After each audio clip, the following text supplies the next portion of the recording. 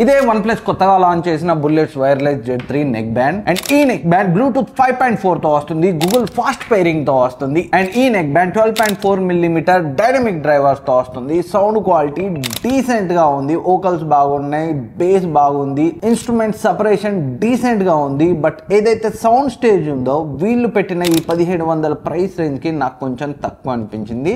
దీంతో కంపేర్ చేస్తే almost similar price range లో వస్తున్న రియల్మీ బర్డ్స్ వైర్లెస్ 5 ANC లో సౌండ్ క్వాలిటీ దీంతో చాలా బెటర్ గా ఉంది. అండ్ ఈ నెక్ బ్యాండ్ ANC తో ఉండదు, AI ENC తో వస్తుంది.